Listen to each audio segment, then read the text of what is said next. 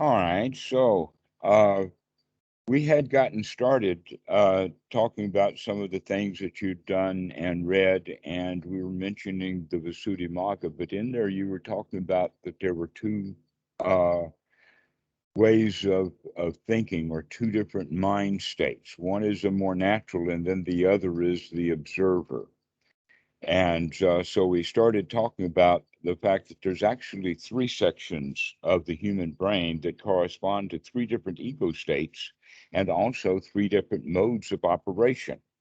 And that it's good that we start paying attention to the fact that we are not a unified object, that we're kind of a crowd until that crowd starts to work together. Okay, so we have the anterior or excuse me, the posterior. This is the anterior, the up front. I got corrected by a student. The posterior brain actually is referred to as a reptilian brain because it looks very much like the brain of an alligator or a snake. And so everything that an alligator can do, our reptilian brain does those things, which means controlling the body, chewing food, digesting food, blinking eyes, breathing heart, beating heart, breathing, walking, all of the kind of things that an alligator can do. You can do it. You do it with the part of the brain that the alligator has. But there's an awful lot of stuff that an alligator can't do, and one of those is communication, which we normally have now with humans as a very, very sophisticated language, but that normally alligators don't do a lot of communicating with each other. They just do competition because they're solely driven by the survival instinct, the self-preservation instinct, and other instincts like nesting instinct and territorial instinct and procreation instinct are the primary instincts. And that all of these instincts are operated out of the reptilian brain, which means that the reptilian brain is basically the source of feelings, and the primary feeling that we operate on, the number one feeling of life form, is the feeling of fear. Why? Because fear is that mechanism or the language or the vocabulary of the self-preservation instinct, that we react immediately or getting eaten. There's the quick and the dead. And An that's important biological feature. yes, it's an important biological feature. It's kept us alive.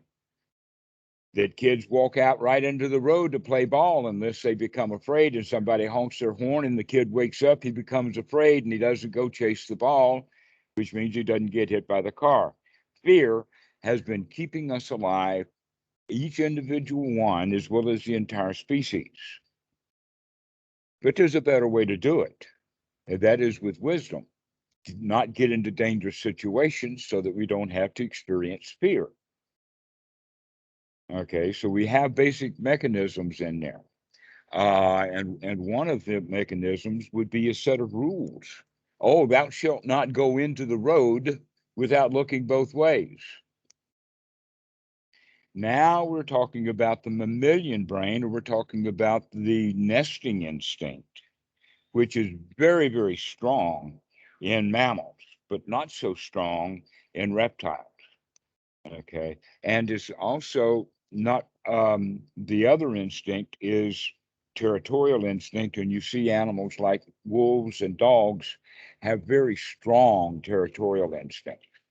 They also have methods of communication. The communication systems between dogs is just remarkable.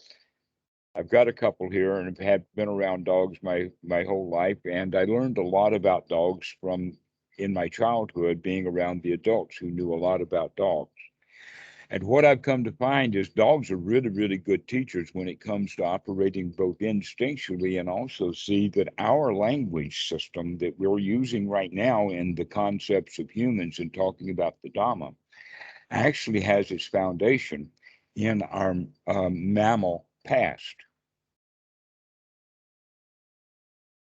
Would you say then that the mammalian brain is a higher level function than the reptilian brain then? Absolutely. And it took millions of years of the development of the reptilian brain to come up to the level of the mammalian brain.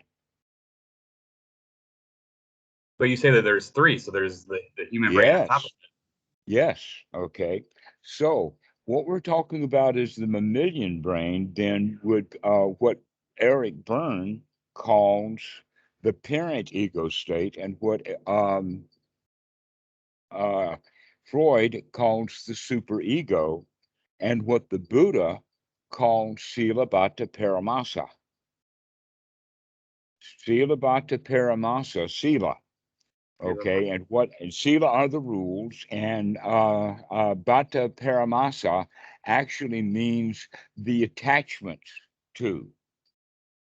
Okay, that we become attached to the way that things are done. In other words, when we, as a child, when we hear the parent fussing at the child and teaching the child stores that not in their child ego state, they store that in their newly developing parent ego state. They're mimicking the parent. In psychology, we sometimes call it playing the old tapes, doing things the way that we were told to do them. This is the mid range, and in fact, much of our thinking, in fact, almost all of our verbal thinking process is done in this part of the brain, the temporal lobe, this part. The frontal part is what we would then call the adult, which is also what we would say is the ability to make connections and put things together and understand in a way that animals like monkeys and dogs cannot do. Okay. Complex thought and The, analysis. like analysis and thoughts, and also we could just say as much as connecting the dots. Okay. An example of that is little kids are giving drawings that are incomplete, like the drawing of a chicken. And but the drawing will have the face and maybe the tail feathers, but the body of the chicken, you've got to trace the line from dot one to dot two to dot three to dot four. Okay. This is actually teaching the child to develop their frontal cortex to be able to connect the dots. So that's the simplest way that we can do it. But when you're an adult, you go around connecting the dots all the time, putting things together, making things fit and understanding. But then the story that we tell about that understanding is told in verbal and stored in the parent ego state. Okay, so the parent ego state is mostly just storage. It's kind of like memory, except that memories are stored both by the parent and the child, but the child stores memories in the sense of feelings. So we store old feelings that, in fact, shell shock, which then became battle fatigue, and then eventually came post-traumatic stress disorder, is in fact what we're talking about here is that the child inside actually does more uh, than experience things in the moment, but it stores feelings. And it does this in a mechanism that you could see that um, if something is light and airy and easygoing, there's no reason to remember it. It's got no value for preservation. However, if a trauma happens, the child is in danger, the child gets freaked out, then the child is more likely to remember that. Why? Why is it that we wind up remembering all of the bad things that happened to us and we more or less forget all of the good stuff? They made a deeper impression on our neurons in our brains. Right, because it did exactly that. That's precisely correct. Um, but it's also just an interesting way of saying it. But you're right. Um, Here's an example of that, and that is that little Johnny is drawing on the wall with his crayons, the white wall of the rented room. Mom goes in and sees that, And instead of looking at the artwork that he's doing, she freaks out about wall getting painted. Right? She could have and told him what nice artwork that is, and we'll go get an art set and you'll become a Rembrandt. But instead, she yells at the kid for drawing on the wall, makes him clean it off, and for the rest of his life, he's a terrible artist. I can see that. I can see that as definitely truth. Mm-hmm. So this is what happens with us, and sometimes those events happen, a big one that just is life transforming. But mostly it's a buildup of just the same old thing. Mom behaves the same way day after day after day after day, and we kind of pick that up. We also rebel against it. And so now we've got two things going on, and that is that we go around telling ourselves things to do from the parent ego state, and then we rebel against it in the child ego state, and the adult is just not around. If the adult was available, it would wake up to see what the parent and the child were doing to cause this internal conflict, and the adult would step in and fix the situation. So this is the problem is that when we get into this internal dialogue between you should do this, I don't want to do that, or you ought to go to town, I don't want to go to town, or you ought to go vote, I don't want to vote, or whatever it is, you got to go to the hospital and get your vaccine, I don't want to go to the hospital and get a vaccine. Right? That kind of dialogue that's going on inside the mind of us all happens actually with meditation too. I want to meditate. You should go meditate. I don't want to meditate. You're watching YouTube. You would be better off if you go meditate. I don't want to meditate. And now we're not even watching YouTube. We're just in an internal conflict. I do find myself talking to myself a lot, and I catch myself ever since I started meditating. I catch myself like, what am I doing? It's like imaginary. That's why I tell myself, like, pointing out imaginary things like fear and stuff like that. It's imaginary. It's all mind. Okay, so in one way we could say that we have been spending our whole lives that way, talking ourselves into feeling bad. So now it's time to start talking ourselves into feeling good. This is Anapanasati. And Anapanasati is the practice of the Buddha, which is not noting. That most specifically, go ahead. I'm sorry. I was going to say, my first foray into meditation where I got that realization was using noting. But ever since then, I don't know, the noting has seemed to like drop away. It's not as important as the moment, like fully experiencing the moment.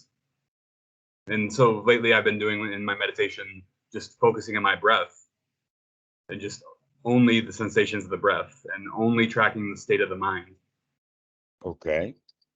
Well, there's more to do than tracking the state of mind. In fact, the tracking of the state of mind is the noting.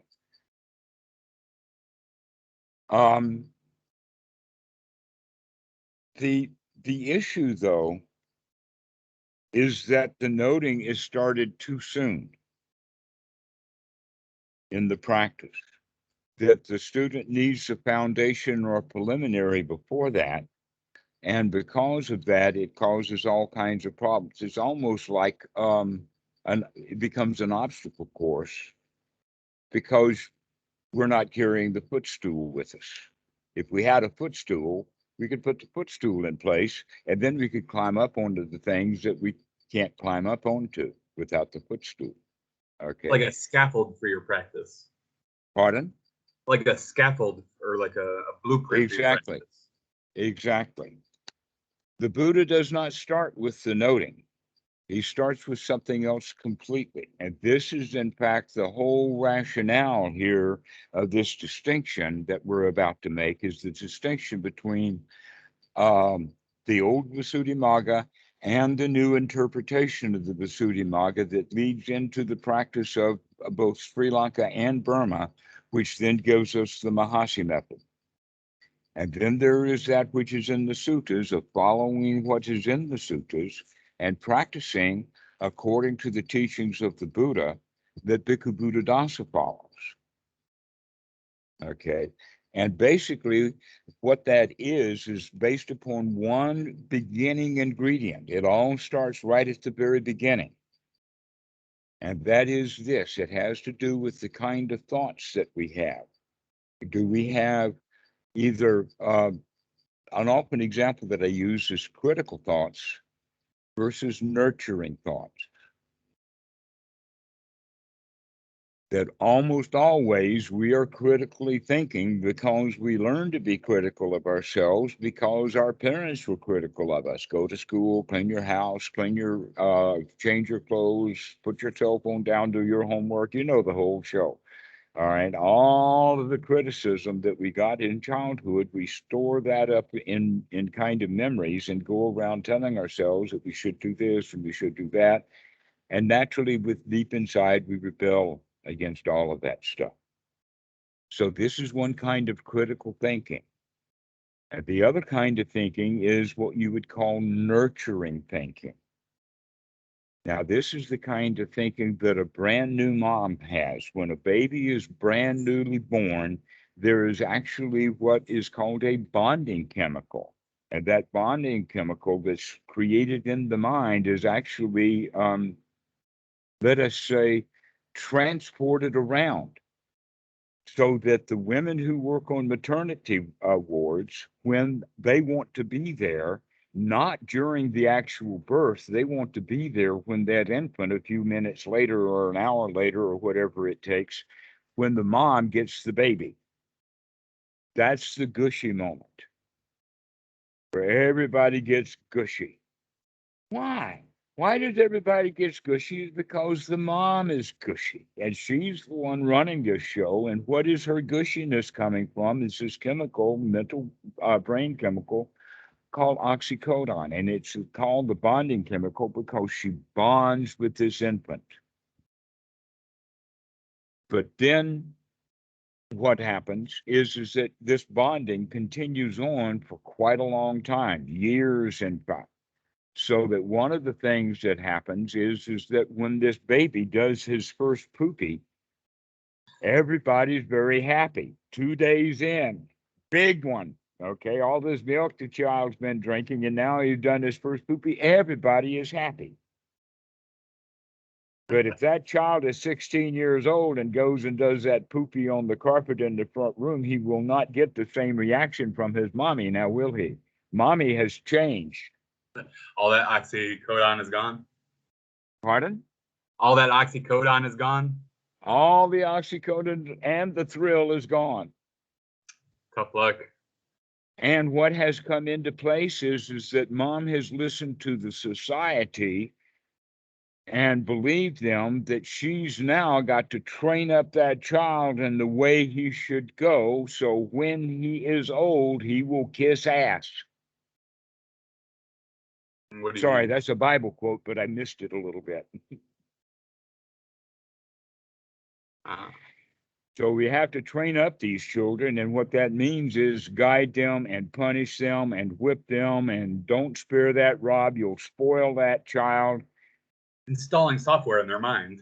Right. And so all of these years we have been having software installed in our mind, and that software comes in the form of thou shalt do this and thou shalt not do that. It's a set of rules. And the child picks up these rules instinctually. Why? Well, actually, you could say, well, yeah, so what? He's not going to be able to pick it up any other way other than instinctually. But if we look at it, we can see that the instincts here are actually the nesting instinct, or also called the herding instinct. And that is the instinct that you've got to go along with the herd in order to survive. You got to go along to get along.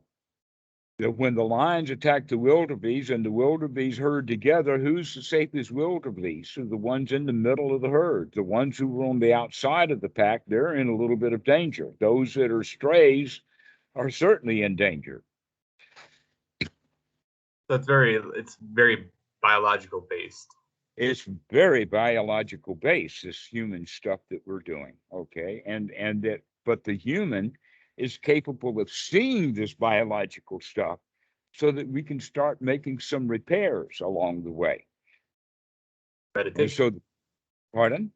Meditation. That's what the idea is if we're meditating correctly with the correct instructions. And so let's go there, but let's take a bit of a detour first about the basis for the instructions. Okay. The entire teachings of the Buddha is based upon a simple phrase that he made, that is stated in Sutra number 22 in the simile of the snake, where he says, I both formerly and now I teach only one thing, dukkha, dukkha nirodha. Now, this is a very interesting way of, I'm sorry, I didn't hear you. I'm sorry. I'm trying to repeat the words that you say so I can remember them. Dukkha, dukkha nirodha. What dukkha nirodha means, you can hear in the Indo-European language kind of thing, nirodha, road, erode. You can hear that road. Nirodha means that it just erodes to nil. Okay. Okay. So, dukkha and dukkha nirodha is all he teaches, but in the West, because of our critical mind and critical thinking, that says, all right, that means that 12 years of school and university is all dukkha, and then graduate school is dukkha nirodha. Or that we have to do noting dukkha, dukkha, dukkha, dukkha, dukkha, dukkha. I see dukkha. I'm investigating dukkha. I can see some dukkha. I've got insight into dukkha. Let's go deep into the dukkha to find its deep nature. And this is the way that many people practice with the noting. They want to note the dukkha. But the teachings of the Buddha is completely different than that. Because the Buddha says dukkha nirodha, which means go out of the dukkha immediately. It's almost, and the analogy that I use is the farmer that's walking through the pasture down to the cows. If he's got his eye on the cows and eye on the destination, he's going to be covered in cow shit when he gets there. I've never heard that one. But if he watches every step, he can avoid the cow pie. One step at a time. So you look down, you look at where you're going, you look at each thought or each step, and not keep the eye on the goal. So Western Buddhism, as well as everything else, has got their eye on a distant goal, to where the actual teaching, the practice of the Buddha, is what we're doing right this very step, right this very now. I think that's where, I don't know, it felt like I needed to talk to somebody about it because a lot of the stuff I was seeing didn't quite make sense 100%. And I really appreciate you explaining some of this. Well, that's the name of the Buddha. He did not call himself Buddha. He did not call himself the original name of Siddhartha Gautama or Gautama. Nor did he was called Sakyamuni of the Sakyan clan, but he never was called Buddha. That happened in the time of Ashoka. What he called himself, referred to himself as, was Tathagata. Perhaps you've heard that word before, Tathagata, and it means what? The one who comes and goes? That's exactly wrong. Sorry. No, that's your typical definition. I thought I had it. The literal translation is tatata, means thus or this or here now, right here. This is what it means. Okay, so thus gone one who goes to here.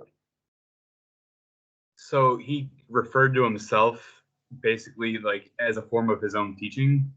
Uh-huh. You could say in English that he refers to himself as Mr. Present. That's so funny in light of his teachings that the name means that. Yeah, that's all it means, is be here now. bit of Ram Dass, a The bit one of who was, Eckhart Tolle, this present moment. This is what the teaching is to be in this present moment, but not to be in this present moment with all the baggage that we have come, but to really be in this present moment without all the baggage.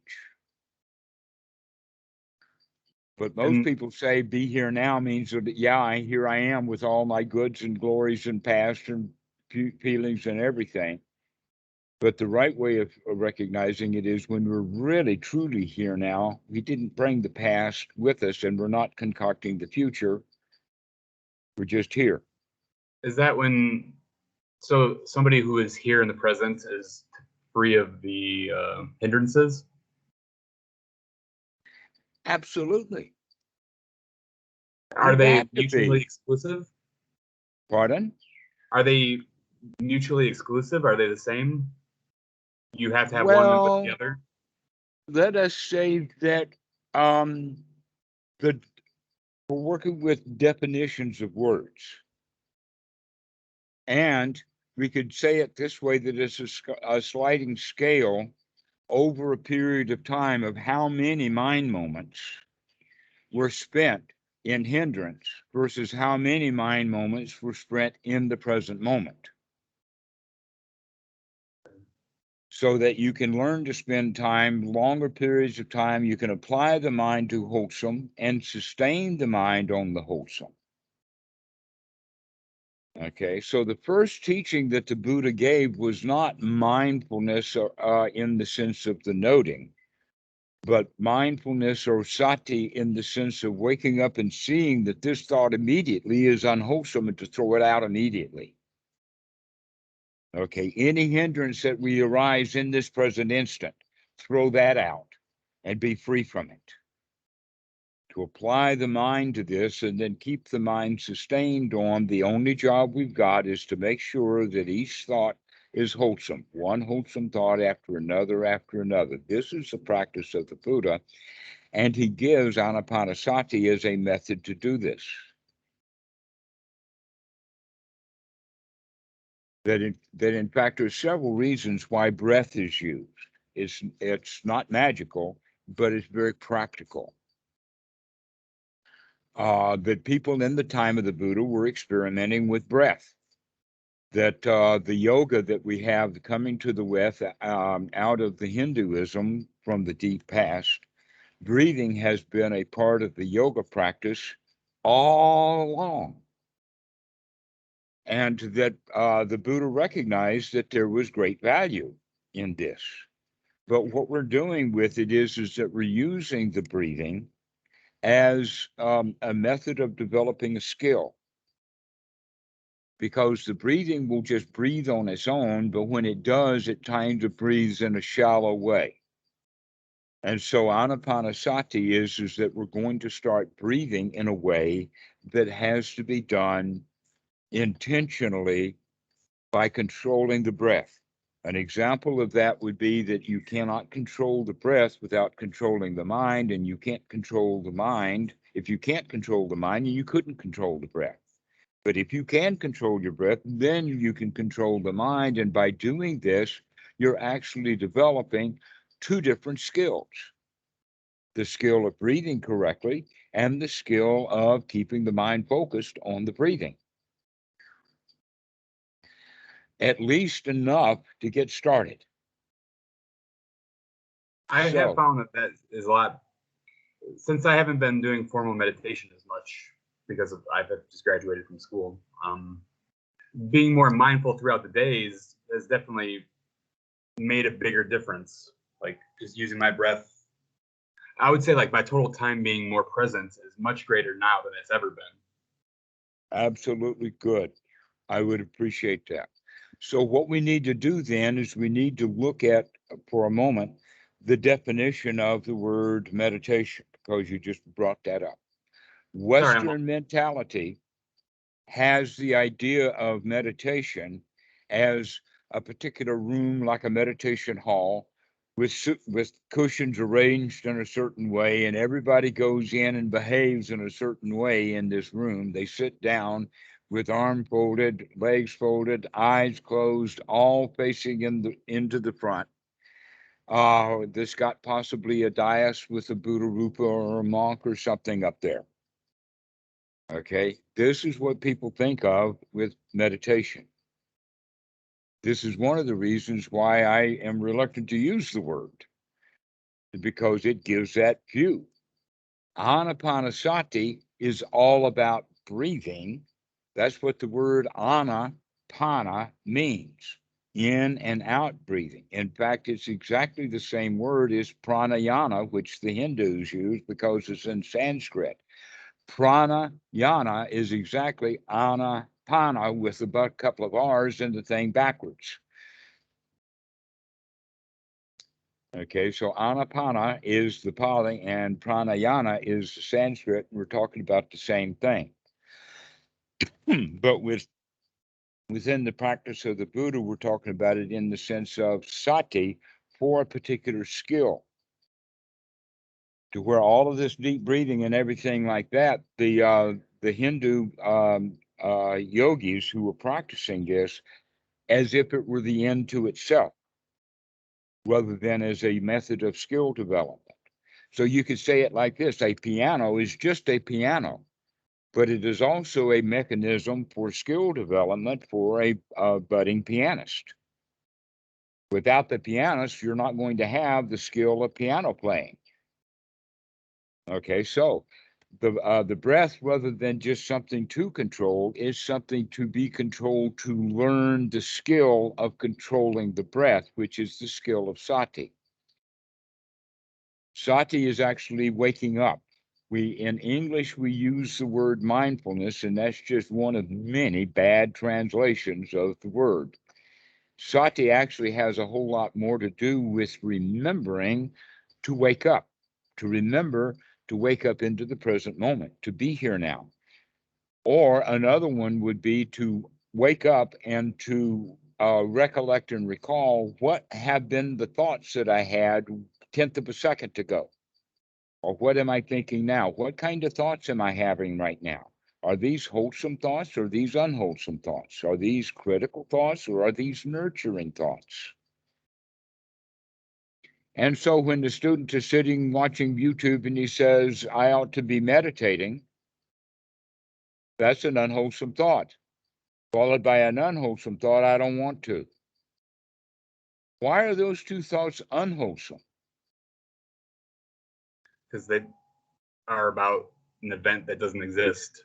Because they're about something that doesn't exist. You ought to be meditating. I'm reading you the riot act. I'm giving you a set of rules. Okay, here's a rule. You ought to be meditating right now.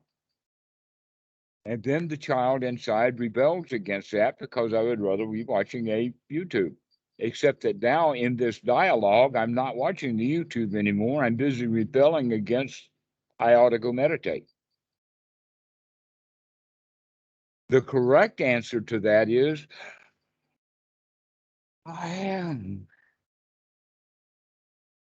So when we remember to meditate, instead of turning it into the rule, you ought to meditate, we can turn it into a nice deep breath right there in that moment. That's what Anapanasati is, to remember to take a deep breath. That's all it means. Remember to take a deep breath. Yeah, just to remember to take a deep breath. And you don't have to go squat on the floor in a meditation hall with a monk up front. Or a statue of one. Do you personally try to keep track of every one of your breaths then? Why bother? Why would I want to do that? That's not the instructions anyway. Keeping track. Wow, that sounds very parent ego state. I believe I misspoke. How present for each breath. Why should I even want to do that? I only want to be present for the breaths that I remember. And so the point then is to remember often. Remember often? Yeah, to remember often. Now, to remember often, we would phrase is to remember always, but when you talk about every nanosecond and every microsecond, that's more of the kind of an always that I'm pointing against, rather than it's just a good idea to remember this breath. When I first started meditating, I mentioned I used to be real focused on getting the jhanas. I would give myself a headache because I would be trying so hard to do something. All right, I'm going to think so hard about this or that or whatever. Right. Okay. Thinking hard is a hindrance. I gave up all that when I had that realization about pain. And it was like anger withered up inside of me and boredom withered up inside of me. Because there is no boredom. That's typical of Western meditation, and that's why it's both not what the Buddha taught and generally unsatisfying. That the kind of child ego state that we want to work with to get into very quickly or immediately, to invite the child into being in a good state. We don't do that with critical thinking. We do that with nurturing thinking. An example of that then are the wholesome thoughts. So let's back up just a moment for philosophical stuff. In one sutta, the Buddha says that one's right effort is to remove unwholesome thoughts and put wholesome thoughts in the mind. In Sutta number 19, the name of the sutta is two kinds of thoughts, wholesome and unwholesome thoughts. And that in there, the Buddha is very clear about that the job that is to be done right from the very beginning is to have only wholesome thoughts, which means that now our noting has a completely different quality to it.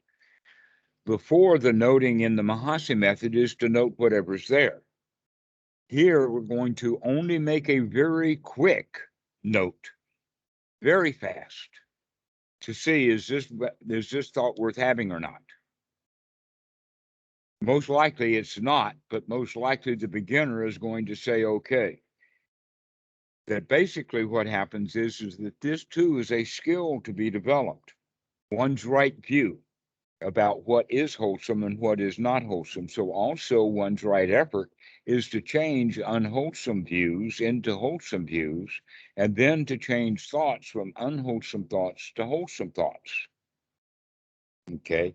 But in the Anapanasati Sutta itself, it goes one tiny little step further than that by declaring what kind of wholesome thoughts that we're going to have, and that is thoughts of gladdening the mind, brightening the mind, perking the mind up. And so once the sati comes in, that deep breath should be accompanied by, what was I thinking just now? What feelings that were I having at that moment too? Right. What thoughts and feelings? Well, first off, let's go with thoughts. We'll work with feelings a little bit later when we get some skill. It's a lot and I think that's exactly the spot where I'm at in my practice. I think you're hitting it right on the nail. Is that I have been trying to follow the Eightfold Path and like right view and right efforts and have wholesome thoughts. And I kind of use a mantra like I guard my sense doors. So I guard when, like, for an example, looking at a The sense door that needs to be guarded is the sixth sense door, not necessarily the sight. Sight and hearing and taste and touch and all of those senses need to actually be opened up with the guarding, to where the thought process needs to be closed down with the guarding so that we can open up the senses with guarding. So sight is only sight. Sight is only sight. Well, that's a deep teaching. That teaching comes out of several places, including the Bhaddati Sutta, which is in the Udana, where the sight is merely the sight, the sound is merely the sound, cognition is merely cognition, which means the sight is just a sight. That means that we don't freak out about what we see. And that's the same as how I view the pain. Right. is that you were not just seeing the sensation of the body or feeling the sensation of the body, you were adding a whole bunch of stuff to it, a whole bunch of I don't like it. One time, my fiance looked up when I was bending up, and I was like, ugh. But the moment I fully stand up, just nothing. Like she was like, I thought you were in pain. No, yeah, I felt pain a second ago, but I don't own that pain. I didn't make it my own. I don't suffer from it. Well, we could actually think about it, that one thing, as rising above it. And one of the ways of rising above the pain is by standing tall. Do you know what I mean by standing tall? That you actually try to get your full height as tall as you can actually stand. Okay. Kind of like how We are, I'm always adjusting in my sitting. this is also the way that we would should be taught for sitting posture. If you're going to be sitting on the floor, this should basically, many meditation retreats talk about it like this, as if there were a rod or a wire connected to the immediate top of the head that's pulling you straight up. And then after you're sitting up, then imagine that that wire is cut and you can relax just a little bit so that you're sitting at your tallest, but then you're relaxing a bit. See if that has any effect upon the sensations of the back. It does feel better. You just said that before when you were talking about your girlfriend, that you actually stood up and it stopped her. Or at least you changed your attitude about it. And the attitude can be developed into, I can take care of this. I can handle this. This is the fourth item. We haven't really been talking about it much because you've got some background. But basically, we are practicing the Eightfold Noble Path. But we're practicing it according to the way that the Buddha taught, not according to tradition. Didn't the Buddha say that he gave guidance on how to tell his teaching apart from other teachings, like the seal of the Dharma? I'm not sure what you mean. I guess they're getting jumbled in my head, but I thought he mentioned before to Ananda about how to identify his teachings in the future, or how future generations would be able to identify authentic teachings of the Buddha. I'm pretty sure there might be a sutra like that. What did you get out of it? What were some of the things of the... I can't recall any of the specific. Just I remember that situation happening, but I can't recall the specifics. I'm drawing a blank.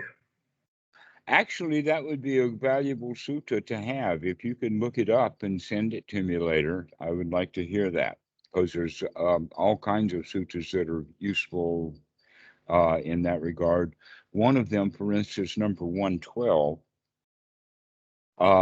is basically is the Buddhist guidance on when a group of monks are together as a group, and one monk comes up to them and says that he is an arahat. What should these monks do about that? I don't know. Okay, they would question him to find out if he, and there's a whole series of questions to be answered. Actually, it's 6, but they only ask 5 questions, but the last question has 2 distinct pieces of answer to it.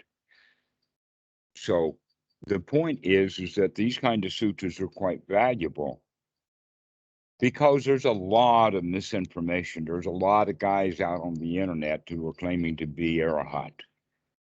And the right way to deal with them then is to present these questions to them that the monks should ask of an arahat to see what he's going to answer.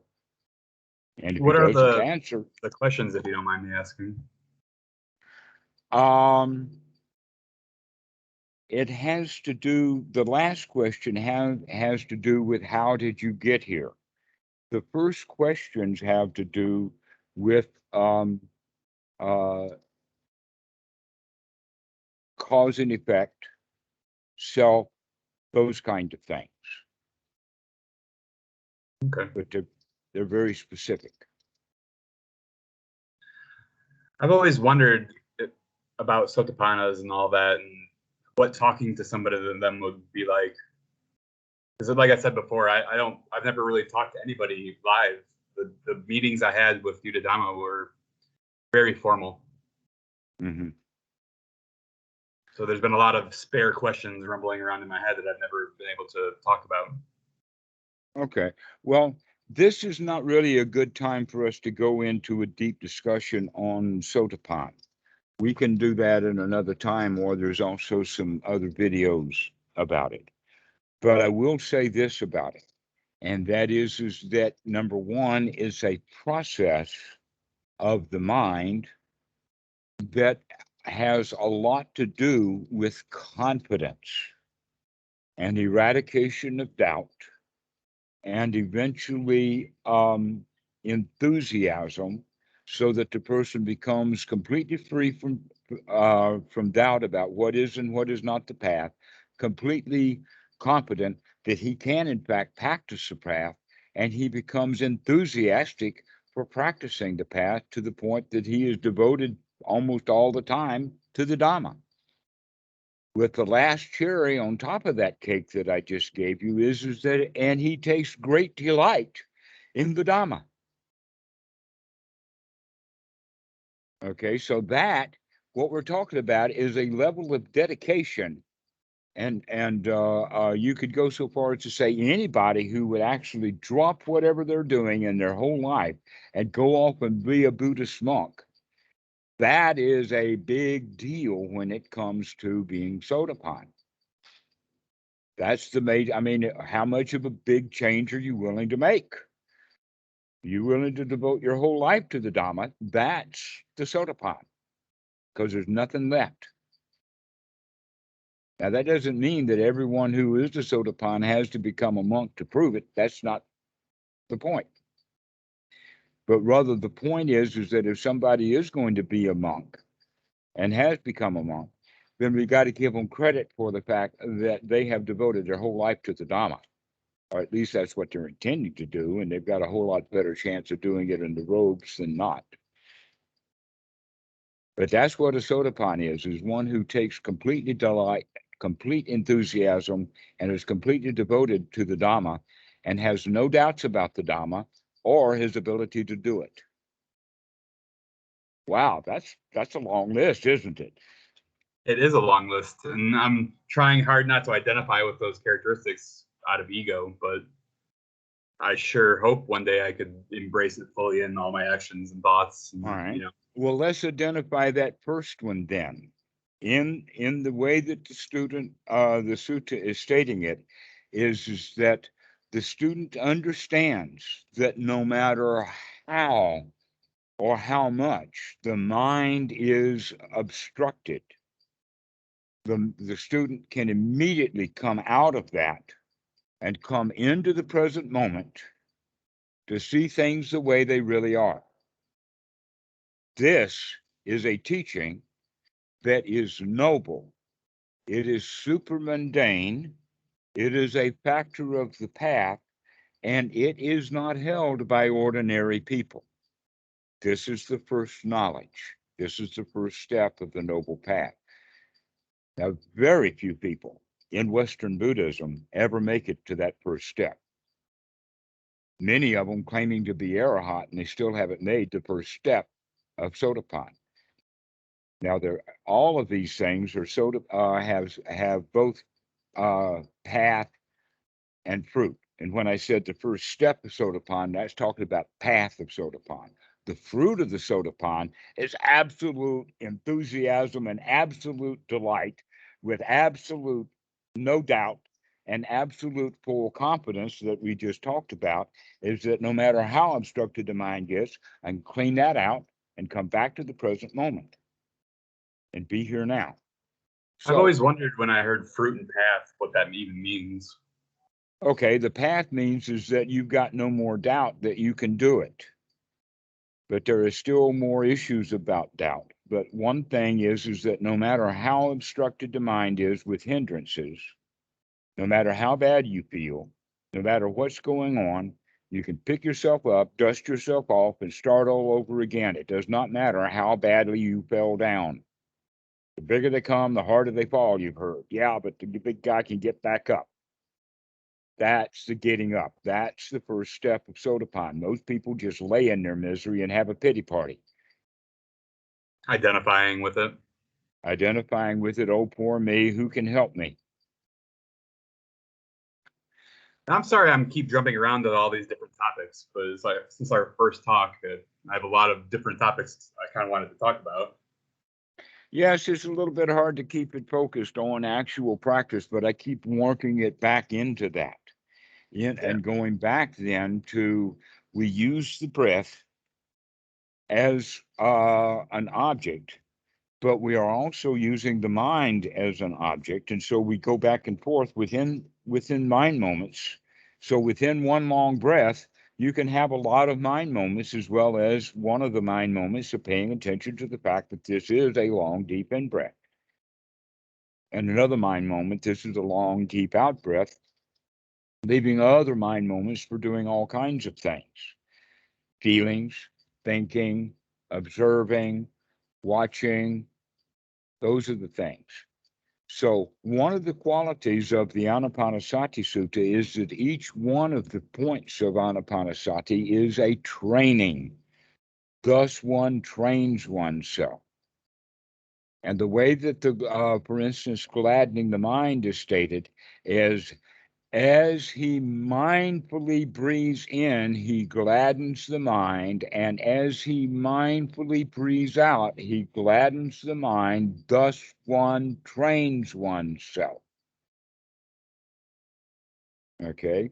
And then the step number 9 is that as one mindfully breathes in long, one observes the mind and inspects and investigates the mind for the contents of the mind. What is the mind doing? And as he mindfully breathes out long, he investigates the mind to see what the mind is doing. Thus, one trains oneself. So, the first thing we do is we mindfully wake up. We take a deep breath and we inspect the mind.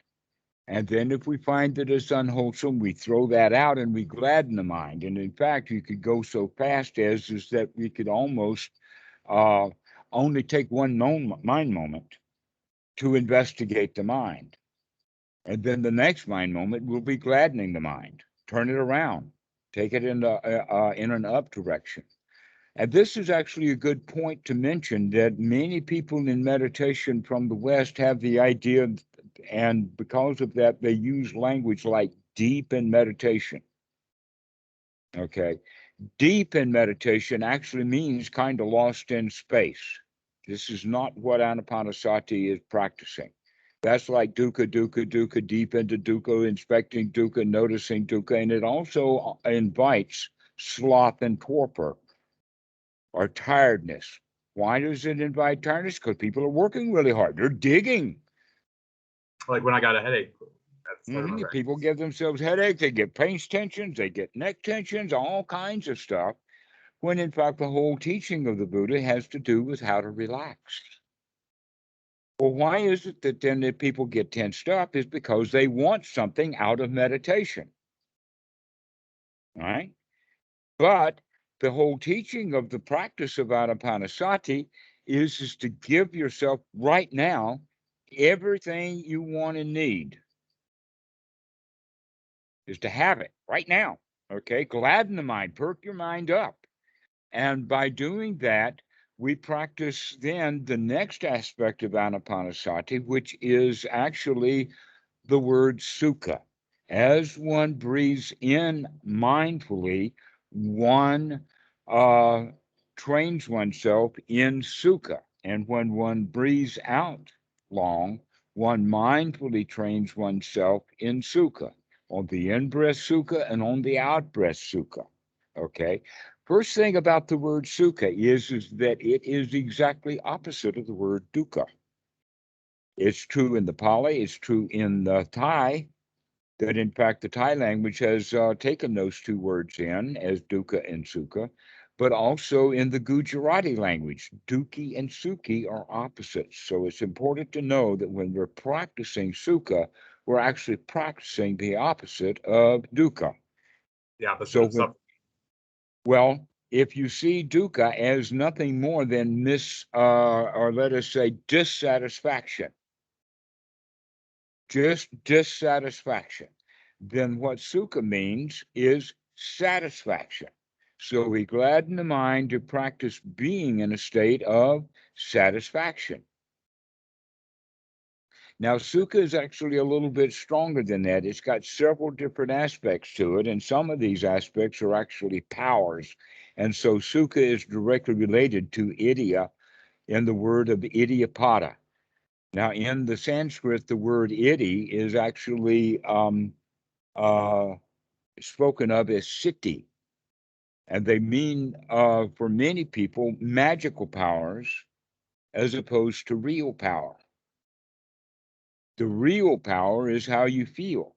Magical powers is wanting to have magic so that you can feel the way you would feel if you had those magical powers. Real power is feeling that way without the magic. Does that make I've always sense? thought of that when I heard about Buddhist magic and the weird chapters in the Visuddhimagga that talk about that too. Well, that's all Brahmanism. All of the magic is out of religion, and all the religion that's in Buddhism came from people who brought their religions with them I've and always thought parked it that too. there. And that's not the teaching of the Buddha. The Buddha teaching is 100% practical. And so back to this issue of the power. Okay. So one of the powers that we have, and you can see that in many places on stage and on the battlefield, that when someone is fearless, they've got an advantage. If someone is cowering in fear, let's say on the debate stage, and so two people walk into the debate stage, and one of them is completely competent and fearless, and the other one is afraid that he's going to get beaten. Guess who's more likely to lose that debate? Okay. So this confidence is power, and fearlessness is power. But sukha is actually feeling safe and secure. So we need to talk ourselves into and find ways of being safe and secure, because their only option is to have fear, which is the normal state of mind, is to be unsettled, unsure, and thinking that anything that can go wrong will go wrong. I'd better start watching for what can go wrong. But wisdom would say, no, what we want to do is withdraw ourselves from what can go wrong, go into seclusion so that nothing can go wrong, and then relish in the fact that right now, nothing can go wrong, and I feel completely safe and completely secure and completely satisfied with this present moment. So then now, guess what? We're actually developing skills of the first jhana. We're bringing these factors together. Now, in the Pali, the word samadhi has a particular meaning, and it does not mean concentration. I And thought yet, that's Western Buddhism has the word concentration and focus and all kinds of stuff like that. And so I have to be very careful with those words because that's not samadhi at all. So let's give an example of what is samadhi and what is not. Frozen concentrated orange juice. Is that samadhi or is that concentration? It's concentrated concentration. orange juice. Right. How is it concentrated? By taking the water out, right? And maybe by putting sugar in. Gathering like to like. But mostly the word concentration has to do with condensation or condensing, which means taking the water out. Have you ever had any frozen concentrated orange juice? Yeah. I bet you didn't. I bet you put water back in it first. I bet it wasn't concentrated when you drank it. Oh yeah, you're right. It was probably came frozen in a little block. Exactly. So what you did is that you made it samadhi before you drank it. Oh. It was no longer concentrated. It became samadhi because you added a missing ingredient. This is what the word samadhi means. It means to gather together the necessary factors. Okay.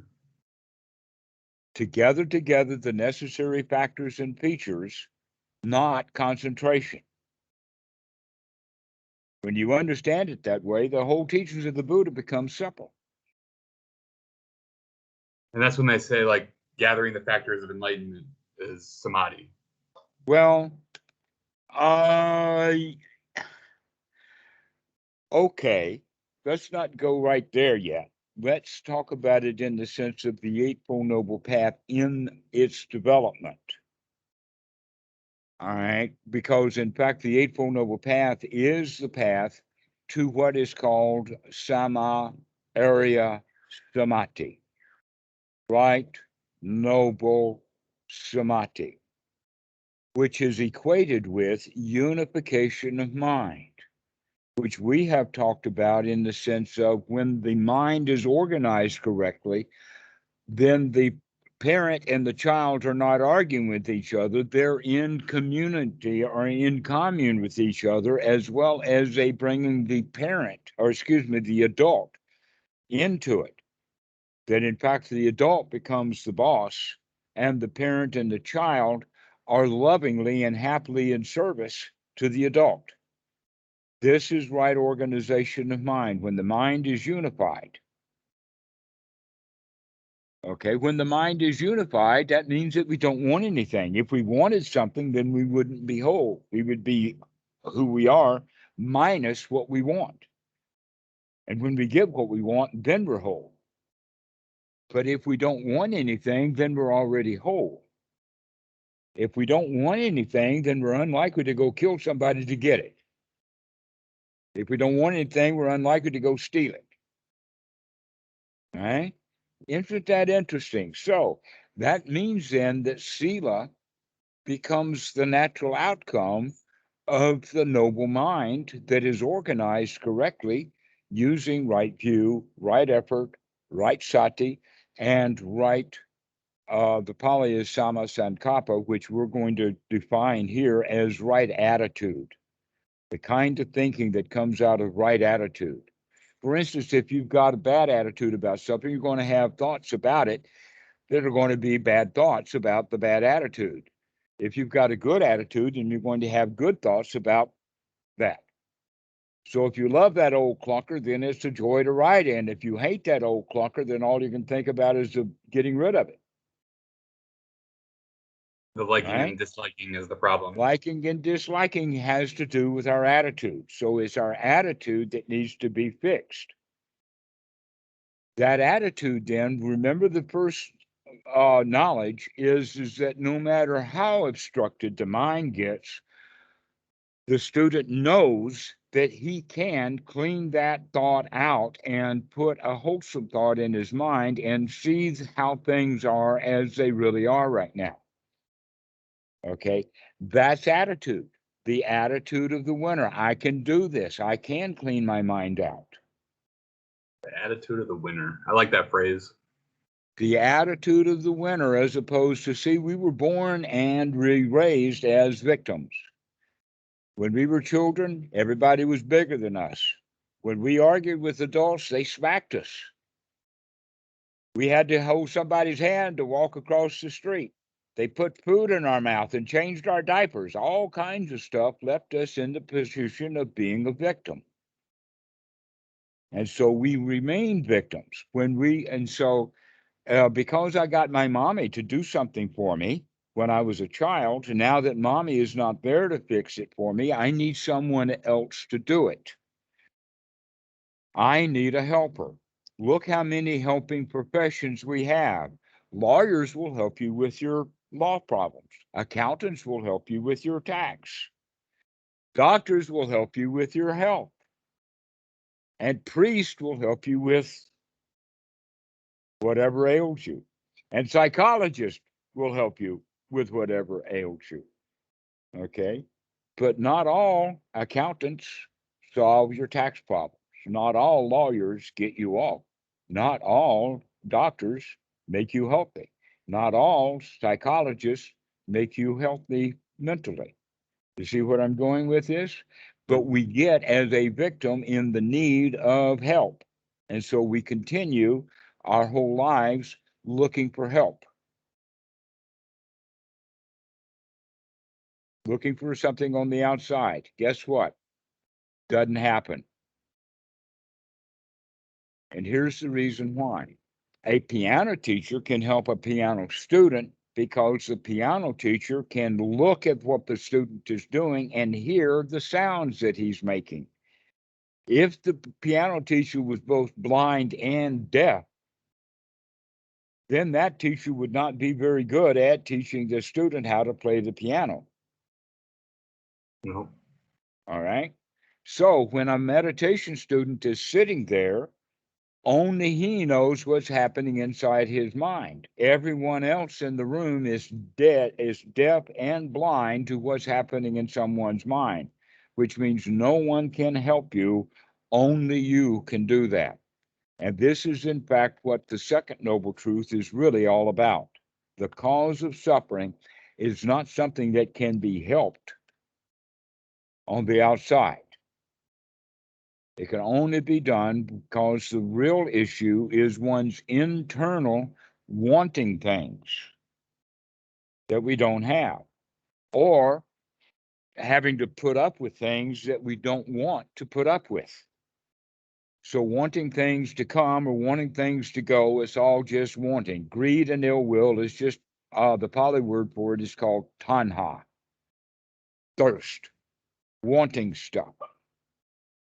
And when we want things and we don't know that we want things or why we want them, then that's ignorance. Is And that most, why? go ahead. Is that why the Buddha's teaching was about contentment? Because contentment is exactly what you're saying, right? Right. And with contentment, which is sukha, become contented. Everything is okay right this very minute. There's nothing to be afraid of. An example of that, look around your room. There's no alligators on the floor.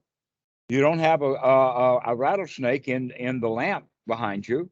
You don't have gorillas or bears or mafia bosses with knives, nor do you have SWAT teams busting down your door. Everything's okay right now. So why is it from moment to moment so many people feel afraid when in fact there's really nothing to be afraid of in this present moment? The answer is because they felt fear in the past, they know danger, and they're expecting danger rather than Conditioned. expecting contentment. But in Is fact, that if you're kind of what wise, you can stay karma is? away. Go ahead. Is that kind of like what karma is? The conditioned statements of the past, the conditioned behaviors. That's exactly right. That's everything about it. Bhikkhu Buddhadasa talks about it in the sense that you've got a choice. You can either follow your karma or you can make choices to do something new. Now, what we mean by following the karma here, we can use actually the word react. Yeah.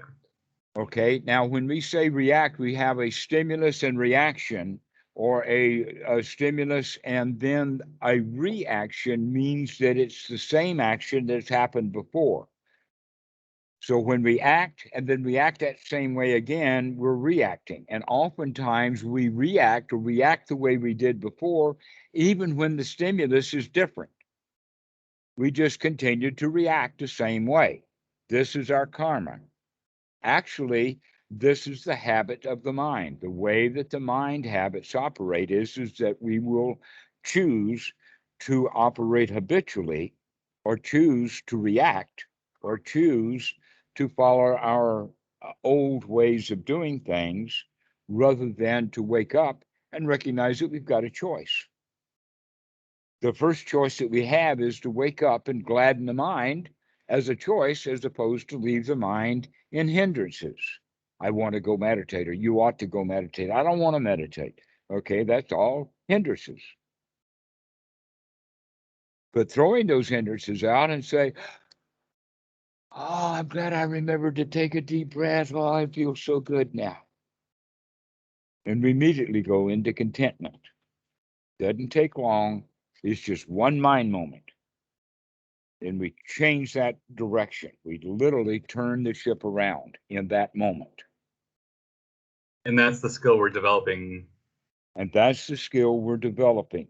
The skill of gladdening the mind, the skill of being in this present moment, happily, joyfully, contentedly, completely satisfied. Everything right now is okay. Everything is fine.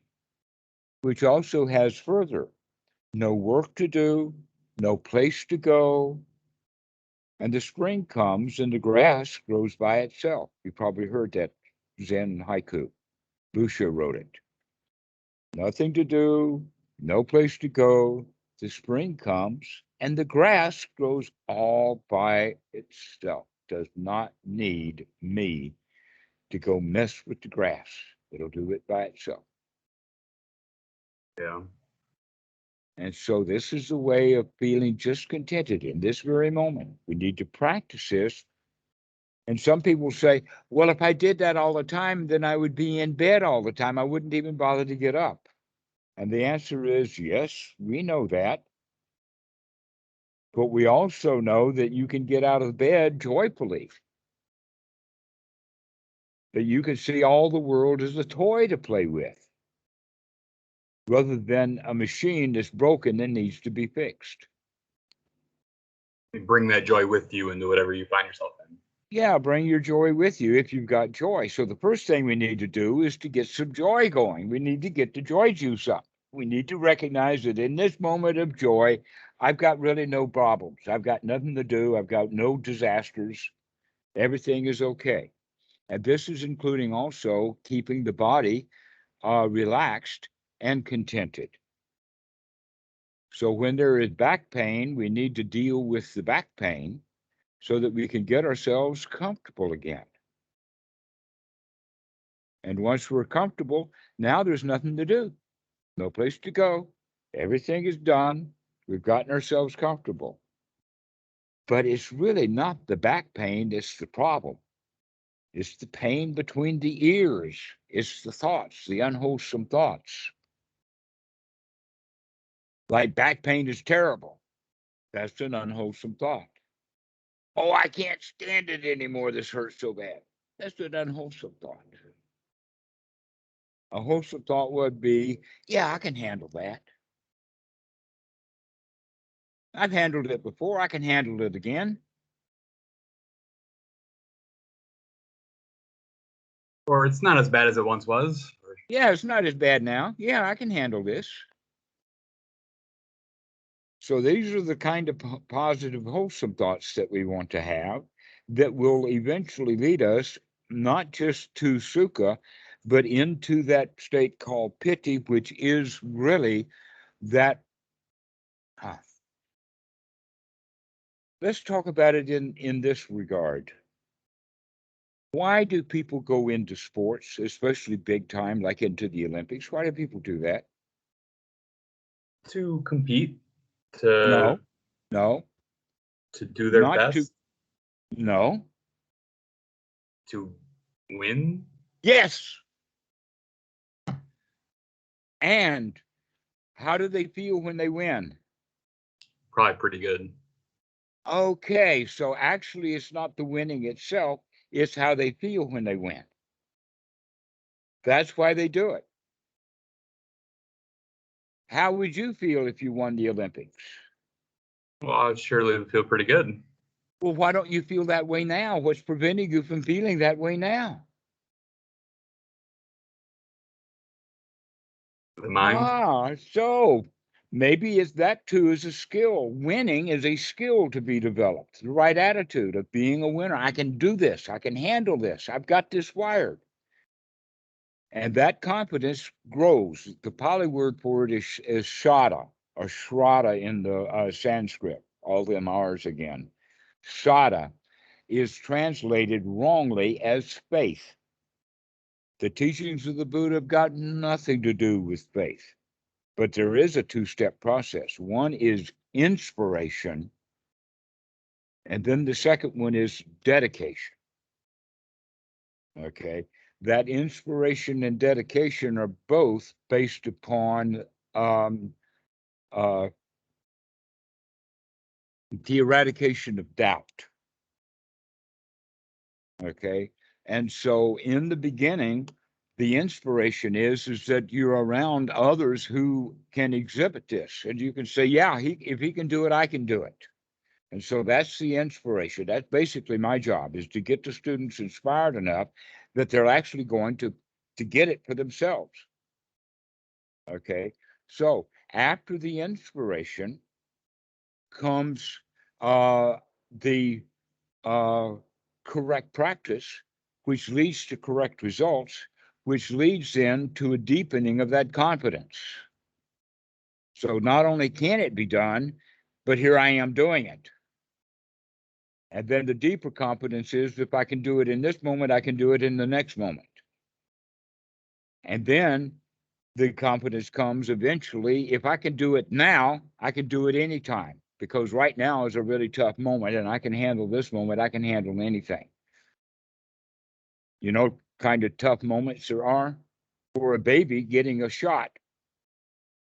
That's a tough moment for a baby. But most in Kentucky getting stopped by the cops out on the highway, that's a tough moment. Yeah, slightly. That's the time for sati. You really need to be up and awake and alert and doing things correctly. People actually become afraid of cops when the cop stops them, and some people get killed because they're afraid. Because when they're afraid, they make the cop afraid. Everybody feels the same way, and the next thing you know, things are dangerous, when things don't have to be dangerous at all. Yeah. And if you recognize that, now that means that sati is really, really needed sometimes. One of the ways of thinking about it is that sati comes first, because it doesn't matter what skills you have if you don't remember to apply those skills.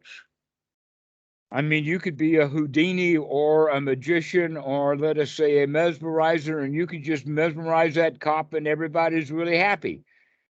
But then you forget to do that, and you become afraid of the cop instead.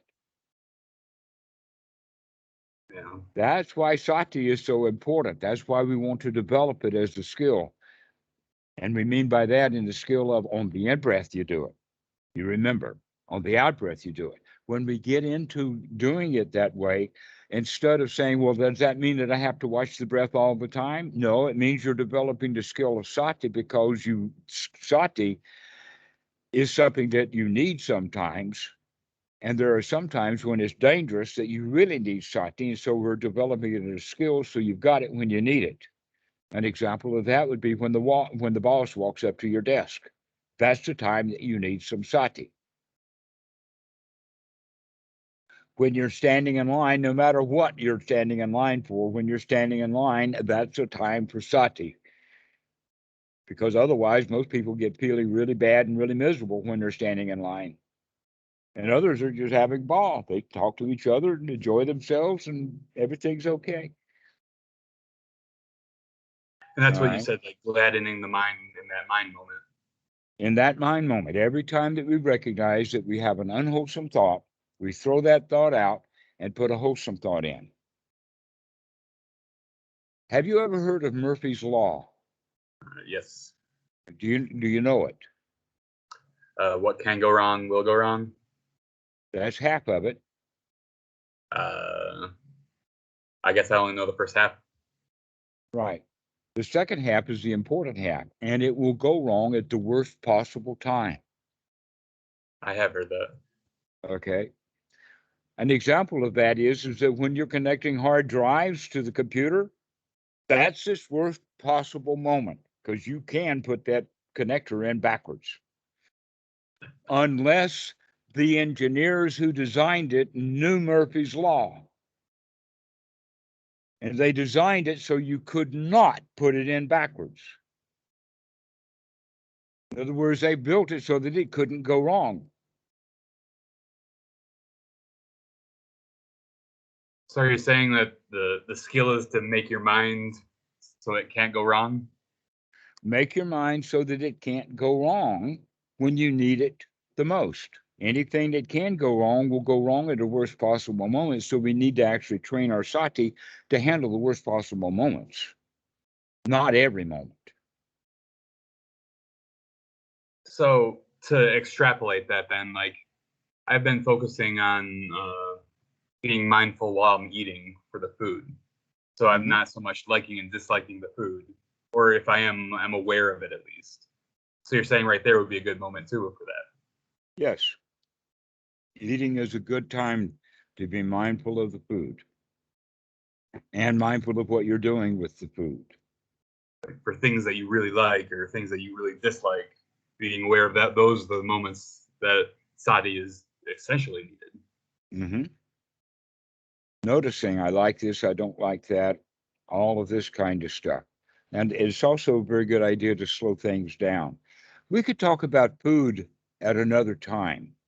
We're just getting a kind of a general overall. So yes, sati, that's what we're looking for. That's the thing that we're going to get out of today's talk is that sati is the most important skill, but that it only comes along with right view. Right view actually comes first.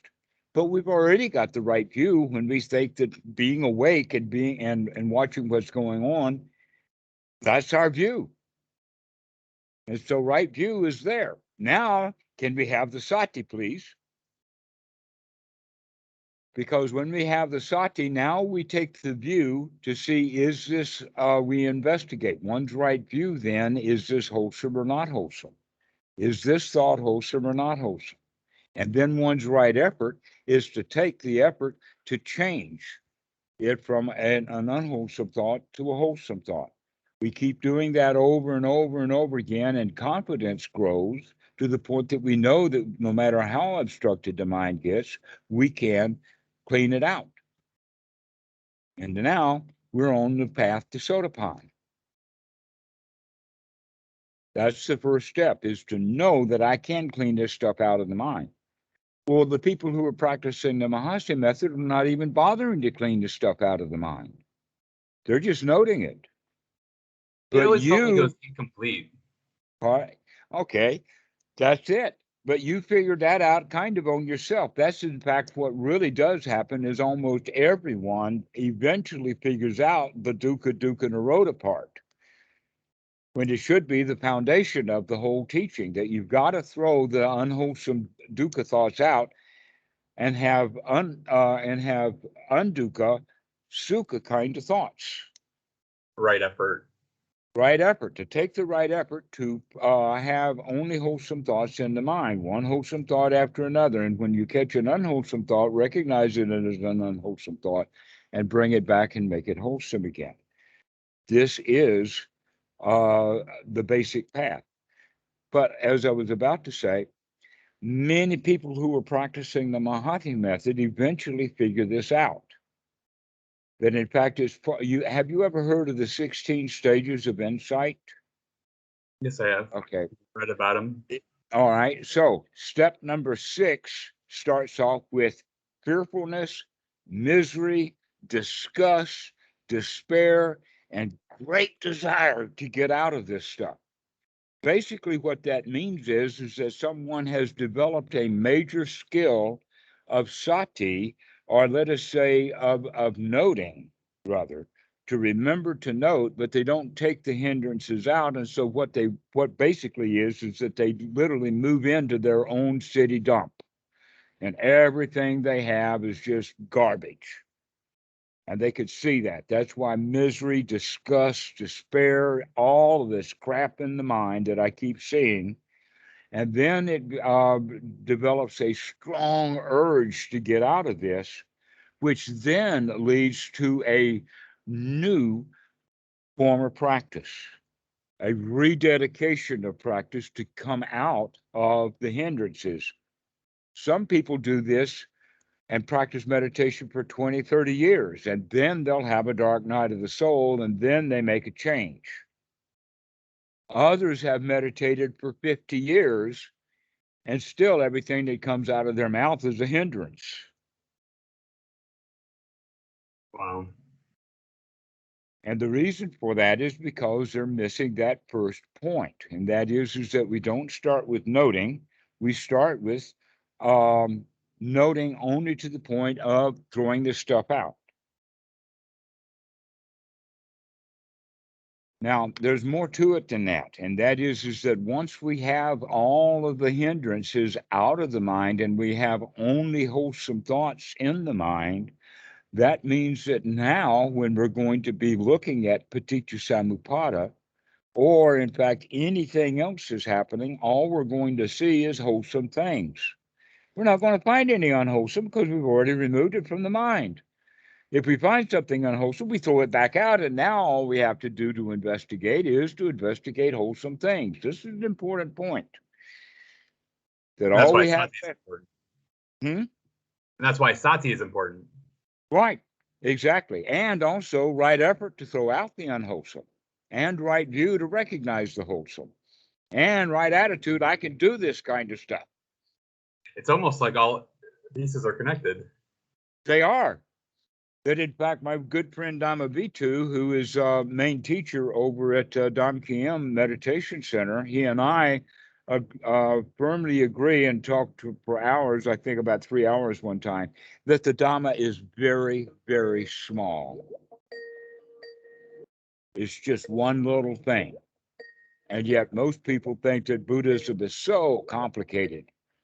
I mean, there's 2 of that and 3 of those and 4 of them and 4 more of those things and 5 of this and 8 of those and 12 of this and 16 of them things and 36 of those and 4 more of them things and another 4 of another 4 things and 5 of this, and you know this stuff. You've heard all about this by the numbers, right? And it looks like it's all very complicated. Sure but does. really we use it by the numbers as mnemonic, or in a way of memory tricks to help us to remember.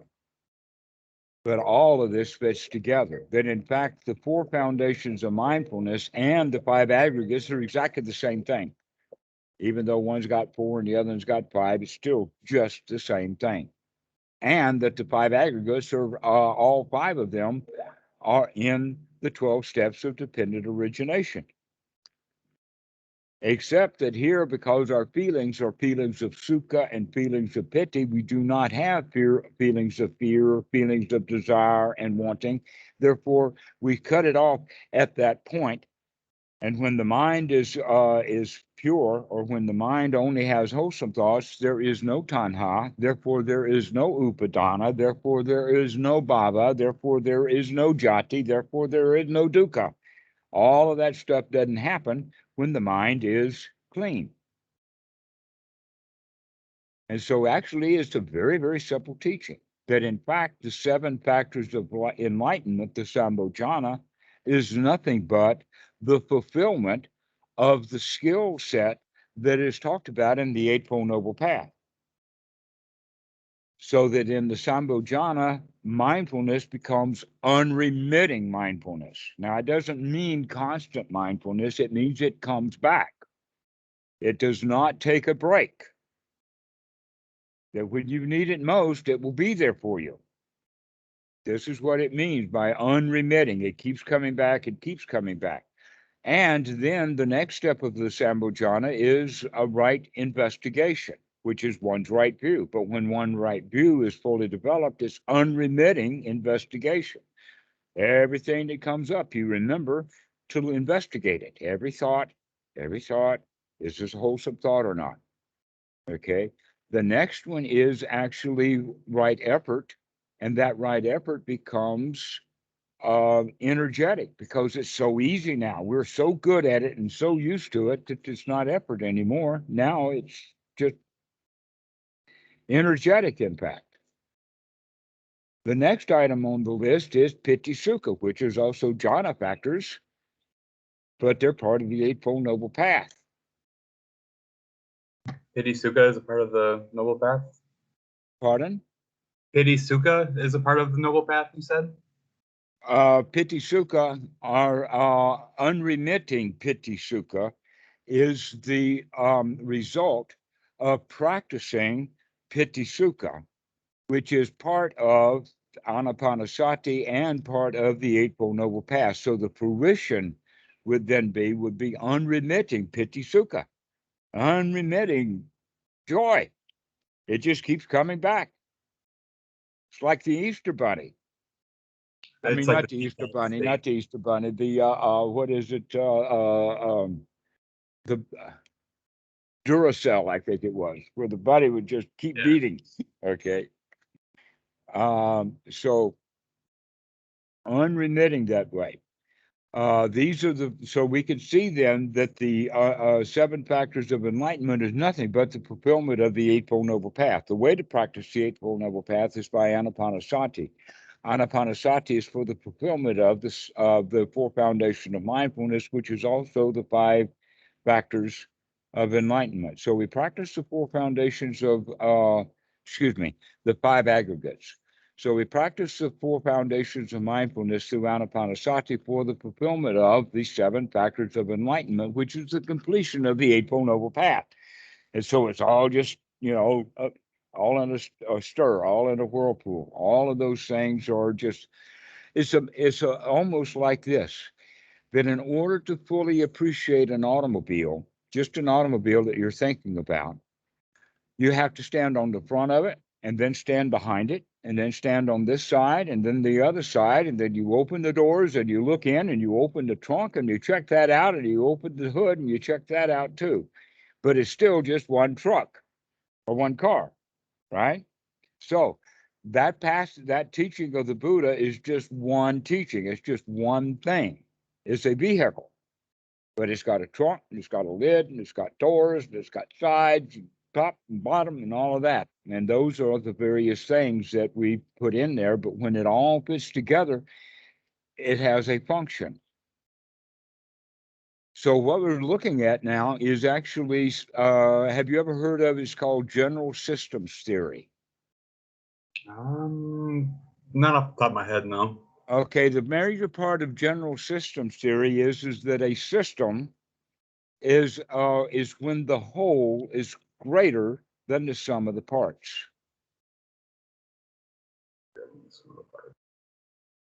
Okay. An example of that is a grandfather clock. When you have all of the pieces of the grandfather clock put together correctly, then something new is added. Beyond all of those pieces and all those gears and coils and pendulums and windings and cases and all of that, there's something else. What is the new part? Tick, tock, yeah. tick, tock. And the movement of the hands, that people have the delusion to think that the clock is telling time. Actually, a clock measures distance, doesn't measure time, but we'll get into physics later. It's measuring that pendulum, tick, tock, tick, tock.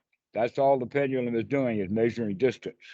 But it's doing it at a rate that is, let us say, fixed, so that the distance from here to there is exactly the same distance from here to there. And the distance to there the second time is exactly the same as it was the first time. And the distance from here to there is exactly as it was the second time that it was the first time. Any variations in that is going to give you wrong time. But then our year is only measured in the fact that the Earth is going around the sun. It's only measuring distance. And a day, all we're measuring is the Earth going around in a circle. We're just measuring distance. And we called it time. Einstein was right. Time and distance are deeply related. Space-time. Space-time, yeah. Yeah, that's it. And I just proved it to you. But back to the clock. The clock now is whole because it is a system. Now it's got a new feature. Now imagine that your front yard is covered with car parts. All of them came from the same car or gathered there for the purpose. But when you take the axles and the wheels and the coach and the body and the frame, etc., and put it together correctly, now you have something new. You have transportation. You have the function of the automobile. So an automobile drivability or transportation is part of general system theory. It's greater than the sum of the parts. The reason I'm mentioning that is because we need to do the same thing, that when we get our parts integrated together, we become something greater than those individual parts. So when the mind is in unity, that means that it will function much better than when it's having an internal argument. Oh, you ought to go meditate. Oh, I don't want to meditate. Oh, you ought to go meditate.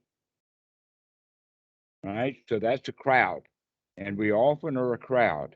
But when we have unification of mind, when the mind is unified, then that means that we've got everything that we need.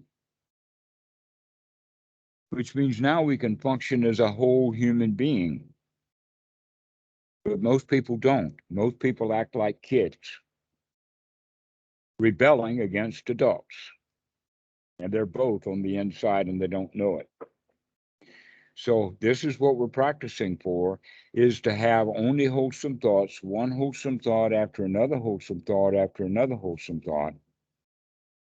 And then that way we can live our lives comfortably and happily, rather than the parent inside picking on the kid inside and the kid inside rebelling against the parent inside. I've never heard it explained that way before. Well, that's Eric Berne for you. That's Sigmund Freud.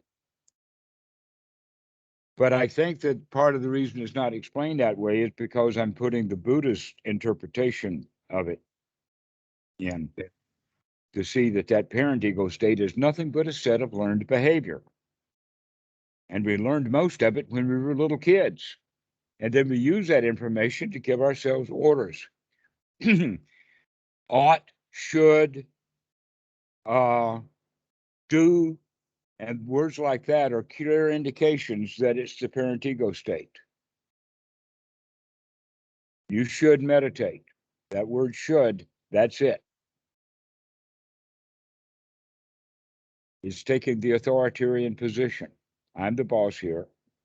Where in fact, the parent ego state should never be the boss. The adult should be the boss. That's a really good way of looking at it. Okay. Well, I hope what we've gotten done today has been of value to you so that you can take a slightly different approach to your practice. And then next time, without so many questions and whatnot, we'll actually go through the actual way to do the practice based in Anapanasati. And then after that, we can talk about Paticca Samuppada. I would really appreciate that. Excellent. Well, let's finish now, and you can call back generally twice a week. Once a week, twice a week would be the right time to call. Okay. It would be more like right at the start, like 9 a.m.-ish, 10 a.m.-ish. So if I did somewhere around the same time, maybe next week. Yeah, that'll be okay. Thank you so much. I really appreciate it. I don't know what else to say. No problem. All right. Well, you have yourself a wonderful rest of your day. And, I will talk to you next week, maybe. Most likely. We'll see you. Take care.